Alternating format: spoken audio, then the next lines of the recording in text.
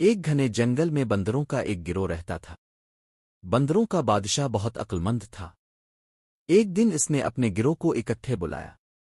میرے پیارے بندرو، ہم خوش قسمت ہیں کہ اس خوبصورت جنگل میں رہتے ہیں، لیکن خبردار، درخت اور پودے ہرے بھرے اور سرسبز ہو سکتے ہیں، لیکن ان میں بہت سے زہریلے پھل ہوتے ہیں۔ تالاب صاف چمکتا ہوا پانی ہو سکتے ہیں، لیکن ان میں سے ایک میں بھوت رہتا ہے۔ اس لیے پہلے مجھ سے پوچھے بغیر کچھ نہ کھاؤ اور نہ پیو۔ اگلے دن ایک بندر کو پیاس لگی۔ اسے بادشاہ کی بات یاد آئی اور وہ اس سے بات کرنے چلا گیا۔ بچے، فکر نہ کرو، بادشاہ نے کہا، میں تالاب کی چھان بین کروں گا کہ یہ محفوظ ہے۔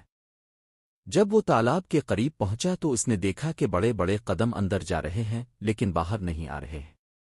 بادشاہ نے نتیجہ اخذ کیا کہ یہ وہ جگہ ہے جہاں بھوت چھپا ہوا تھا۔ سب بندر رونے لگے اس فکر میں کہ وہ پانی کیسے پئیں گے۔ بادشاہ نے انہیں تسلی دی اور بھوت کا مقابلہ کرنے چلا گیا۔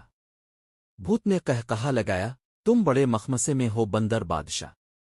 اگر تمیری بندر تالاب میں آئے تو میں انہیں کھا لوں گا۔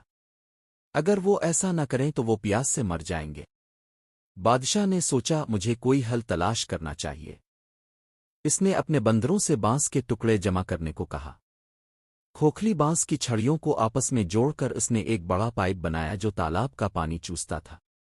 بندر اپنے دل کی خواہش کے مطابق پینے کے قابل تھے۔ سب کی طرف سے بندر بادشاہ کو سلام، بندروں نے نعرے لگائے۔